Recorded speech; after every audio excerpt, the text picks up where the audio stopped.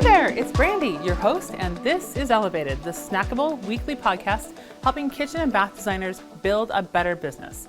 In this episode, we're talking about how not to get dazzled by jazzy software features that are about as useful as a kitchen island with no overhang. You know what I mean, looks great in the renderings, but try to actually sit at it. Doesn't happen. It can be hard to stay focused on the right things in a world of attention-grabbing, shiny objects. Software companies are out there showing off their latest AI features like they're the greatest thing since soft closed drawers. But here's the thing, just because something's shiny doesn't mean it's useful. Just ask Carmen, who invested in an expensive project management tool because it had AI-powered project forecasting, but it couldn't talk to her accounting software. Oops. Today, we're going to learn how to separate the must-haves from the nice-to-haves. And by the end of this episode, you'll have the tools to resist being distracted by fancy features that don't solve real problems. Grab your worksheet at fireeffects.com/choose if you need it, and let's create your feature evaluation checklist. We're going to use Carmen's story as our cautionary tale. First up, the integration investigation. Before you even look at features, ask yourself, what software do you already use that you can't live without? What needs to talk to what? Where are you currently doing manual data entry because the systems don't connect? Carmen learned this the hard way. The fancy new software couldn't connect with her accounting system, her drafting software, her document signing tool. Suddenly those AI features didn't seem so impressive when her team was copying and pasting data all day. Next up is the must-have checklist. Here's how to figure out what you actually need. First, look at your daily frustrations. You listed those previously, remember? 2, write down what would fix each one. 3, those are your must-haves. Let me give you a real example. Sarah's firm thought they needed new design software because their current one was slow. But when we dug into it, the real problem takes forever to create proposals. Actual must-have, the ability to save and reuse product specifications. The not important, the AI-powered room suggester they were drooling over. So then let's look at the nice-to-have nebula. This is where things can get tricky. Software companies are masters at making everything sound essential. Here's how to cut through the noise.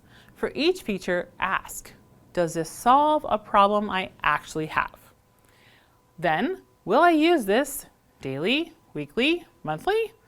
And then finally, is it worth the added complexity? Here's what happened with Carmen's team. Their nice-to-have list included AI project timeline projection, automated task assignment, and smart resource allocation. Sounds amazing, right? But when we matched these against their actual problems, no one was struggling with timeline creation. Task assignment wasn't broken, and resource allocation was handled in team meetings. What they actually needed? Integration with existing tools.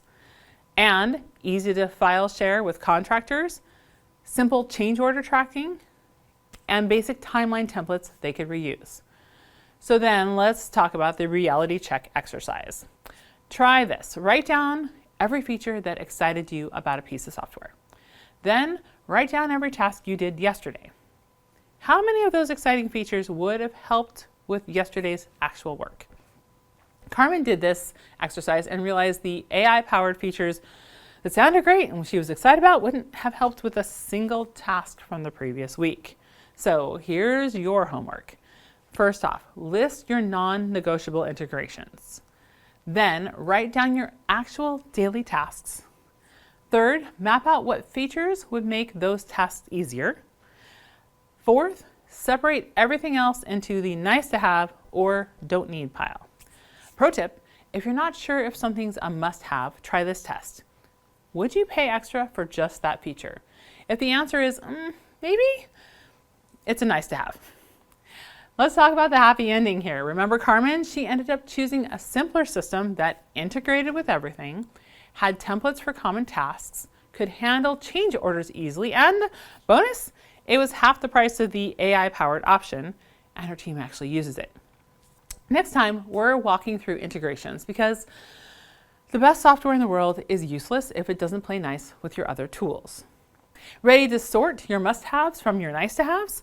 Head to fireeffects.com/choose, grab that worksheet, and let's start making features work for you, not against you.